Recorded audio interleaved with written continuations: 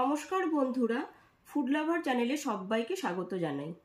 Soybean হয়তো আপনারা অনেকেই বানিয়েছেন, কিন্তু কিভাবে বানালে খুব সহজেই ও কম উপকরণ দিয়ে এইরকম আলু ও সয়াবিন কারি আপনারা বানিয়ে নিতে পারবেন, সেটাই আপনাদের দেখাবো।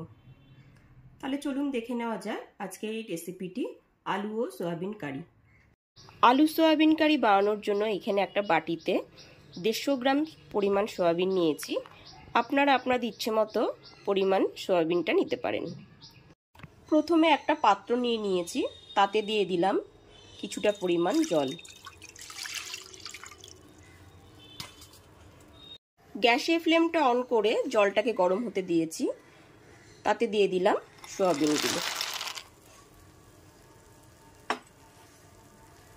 সয়াবিনগুলো যাতে নরম হয়ে যায় ওই জন্য গরম জলের ভিতর দিয়ে দিয়েছি। আর তাতে দিয়ে দিলাম হাফ চা চামচ লবণ। লবণটা এখনই দিয়ে দিলাম, কারণ সয়াবিনগুলোর ভিতরে তাহলে লবণটা ঢুকে যাবে। 2 থেকে 3 মিনিট ধরে সয়াবিনগুলোকে বয়েল করে নিতে হবে।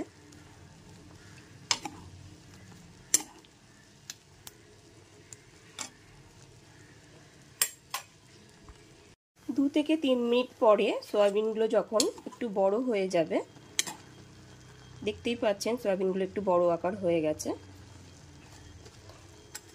তখন সয়াবিনগুলো নামিয়ে নিতে হবে। সয়াবিনগুলোকে কিন্তু বেশি বয়েল করব না, তাহলে সয়াবিনগুলো রান্না করার সময় ভেঙে যেতে পারে। এবার সয়াবিনগুলোকে আমি জল ছড়িয়ে নেব। সমস্ত সয়াবিনটাকে জল ঝরিয়ে একটা থালায় তুলে নিয়েছি। এরপর কিছুক্ষণ ওয়েট করব সয়াবিনটা ঠান্ডা হওয়ার জন্য। সয়াবিনটা ঠান্ডা হয়ে যাবার পর ভালো করে আরেকবার জল ঝরিয়ে একটা বাটিতে তুলে রেখেছি। গ্যাসের ফ্লেমটা অন করে কড়াইতে দিয়ে দিলাম 3 টেবিল স্পুন সাদা তেল, আর তাতে সয়াবিনগুলোকে দিয়ে দেবো। বয়েল করে রাখা সয়াবিনগুলোকে দিয়ে দিচ্ছি। মিডিয়াম ফ্লেমে সমস্ত সয়াবিনগুলোকে হালকাভাবে ভেজে নেব। এতে সয়াবিনের কাঁচা গন্ধটাও চলে যায়, খেতেও খুব টেস্ট হয়।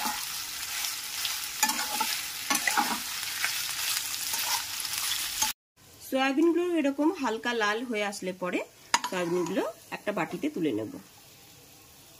সয়াবিন ও আলু কারি বানানোর জন্য এখানে 3টে আলুকে কেটে নিয়েছি, আর নিয়ে নিয়েছি 2টো পেঁয়াজ আর 4টে কাঁচা লঙ্কা। 2টো আলুকে এরকম ডুমো করে কেটে নিয়েছি, আর পেঁয়াজটাকে স্লাইস করে কেটে নেব। সয়াবিনটা ভেজে তুলে নেওয়ার পর ওই একই কড়াইতে আবার 3 টেবিল স্পুন সাদা তেল দিয়ে দিলাম। তেলটা গরম হয়ে গেছে, এবার কেটে রাখা আলু টুকরোগুলোকে দিয়ে দিচ্ছি।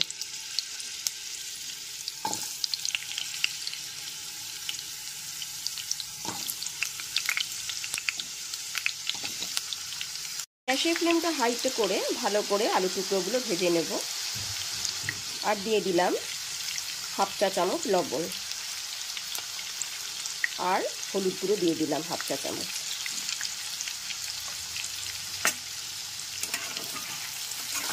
এক থেকে 1.5 মিনিট ধরে ভালো করে আলুগুলোকে ভেজে নেব।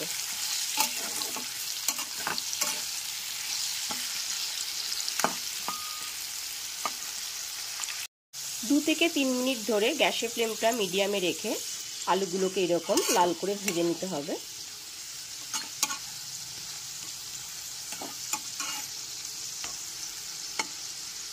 এরপর আলুগুলো একটা পাত্রে তুলে নেব।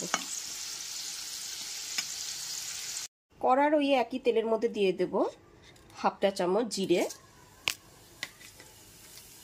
একটা তেজপাতা আর 2টো শুকনো লঙ্কা। এবার ফোড়নটাকে আমি ভালো করে ভেজে নেব।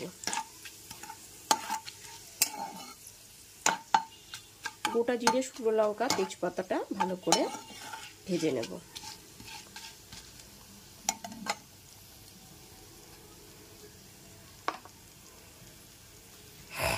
ফোড়নটা এখানে ভালো করে ভেজে নেওয়া হয়ে গেছে। এইবার 2টো স্লাইস করে কেটে রাখা পেঁয়াজকে দিয়ে দিলাম।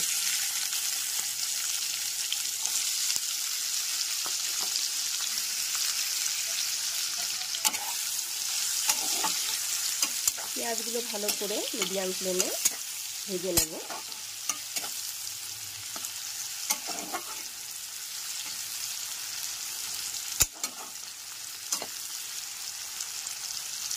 পেঁয়াজটাকে কিন্তু ভালো করে ভেজে নিতে হবে।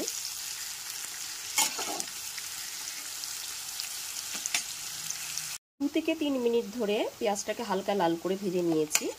এখানে পেঁয়াজটার একটা খুব সুন্দর কালারও এসেছে।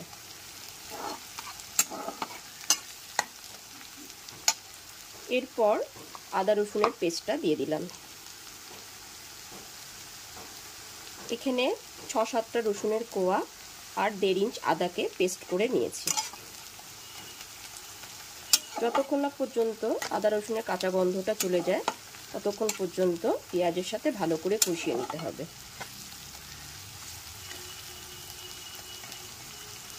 পেঁয়াজ আদা রসুন ভালো করে 1 থেকে 1.5 মিনিট ধরে কষিয়ে নেবার পর আমি টমেটো বাটাটা দিয়ে দিলাম। এখানে একটা টমেটোকে মিক্সার জারে ভালো করে পেস্ট করে নিয়েছি। টমেটোর বাটাটাকেও ভালো করে কষিয়ে নিতে হবে। গ্যাসের ফ্লেমটা মিডিয়ামে রেখে সমস্ত মশলাগুলো ভালো করে কষাচ্ছি। গ্যাসের ফ্লেমটা মিডিয়ামে রেখে পেঁয়াজ আদা রসুন আর টমেটো বাটাটাকে ভালো করে কষিয়ে নিতে হবে।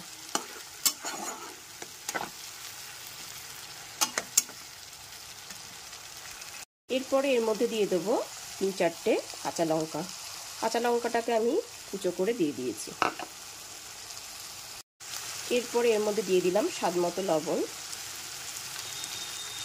গ্রেভিটা বানাবার জন্য এখানে একটা মশলার পেস্ট তৈরি করে নিয়েছি।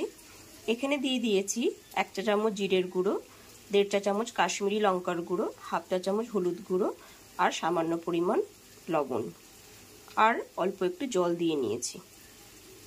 সামান্য পরিমাণ জল দিয়ে পেস্টটাকে ভালো করে গুলে নিয়েছি। আজ আদা রসুন আর টমেটো বাটাটা ভালো করে কষিয়ে নেবার পর এর মধ্যে আমি দিয়ে দিলাম জিরের গুঁড়ো, কাশ্মীরি লঙ্কার গুঁড়ো, হলুদ গুঁড়ো পেস্টটা।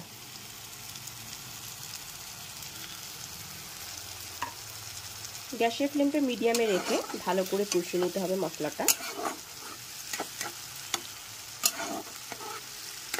3 থেকে 4 মিনিট ধরে মশলাটাকে ভালো করে কষাতে হবে।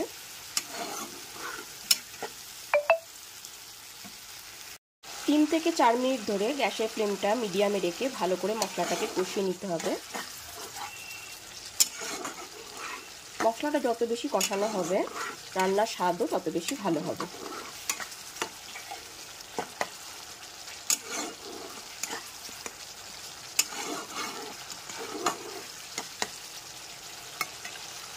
খুব সুন্দরভাবে মশলাটা এখানে কষানো হয়ে গেছে আর মশলাটা থেকে তেলও বেরিয়ে এসেছে। মশলাটা খুব ভালোভাবে কষানো হয়ে গেছে। এবার আমি 1/2 কাপ মতো গরম জল দিয়ে দিলাম।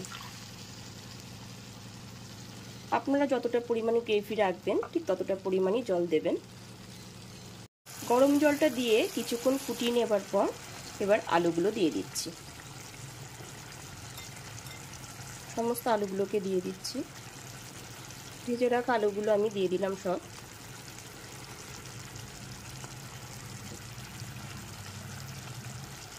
ভেজে রাখা আলুগুলো 1 থেকে 1.5 মিনিট ভালো করে মিশিয়ে দেবো।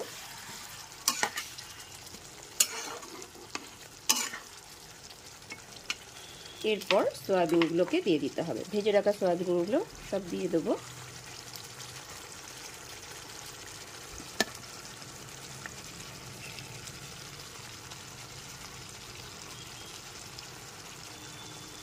হালকা ভেজে রাখা সয়াবিনগুলো দিয়ে খুব ভালো করে মিশিয়ে নিতে হবে। আলু আর মশলার সাথে খুব ভালো করে সয়াবিনগুলোকে মিশিয়ে নিতে হবে।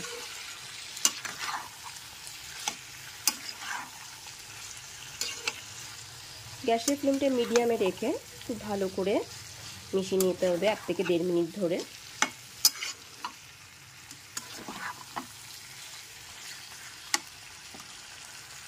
দু থেকে 3 মিনিট ধরে গ্যাসের ফ্লেমটা মিডিয়ামে রেখে সয়াবিনটাকে ভালো করে কুক করে নিতে হবে। সয়াবিন আর আলুটাকে ভালো করে মশলার সাথে ভালো করে কুক করে নিতে হবে।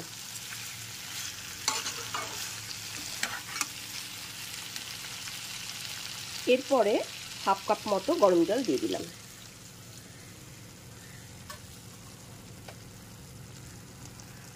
জলটা কিন্তু আপনারা আপনাদের পছন্দ মতনই দেবেন, যতটা পরিমাণ গ্রেভি রাখবেন ঠিক ততটা পরিমাণই জল দেবেন। এইবার দিয়ে দেব সামান্য পরিমাণ চিনি, যেহেতু এখানে টমেটোটা পড়েছে ওই জন্য টক ভাবটা ব্যালেন্স করার জন্য সামান্য চিনি দিয়ে দিলাম। গরম জলটা দেওয়ার পর 2 থেকে 3 মিনিট ধরে ঝোলটাকে ভালো করে ফুটিয়ে নিতে হবে। এখানে একটা ঢাকনা দিয়ে 2 থেকে 3 মিনিটের জন্য ঢেকে দেব। 2 থেকে 3 মিনিট পরে ঢাকনাটা খুলে ভালো করে আরেকবার নেড়ে নেব।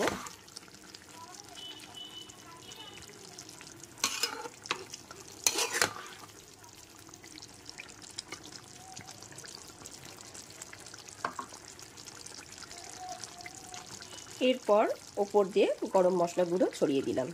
এখানে সানরাইসে গরম মশলাটাই ব্যবহার করেছি।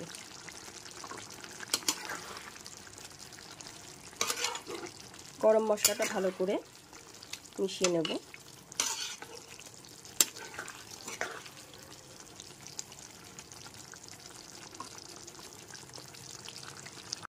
এরপর গ্যাসের ফ্লেমটা অফ করে 1 থেকে 1.5 মিনিট স্ট্যান্ডিং টাইমে রেখে দেবো। আলু ও সয়াবিন কারি রেসিপিটি রুটি পরোটার সাথে খুবই ভালো লাগবে খেতে, তাছাড়া গরম ভাতের সাথে খেতেও খুব ভালো লাগবে। তাহলে বন্ধুরা, আমার এই রেসিপিটি যদি আপনাদের কাছে ভালো লেগে থাকে তাহলে অবশ্যই একটি লাইক করবেন আর কমেন্ট করে জানাবেন আমার রেসিপিটি কেমন লাগলো, আর অবশ্যই আমার চ্যানেলটাকে সাবস্ক্রাইব করে দেবেন। ধন্যবাদ।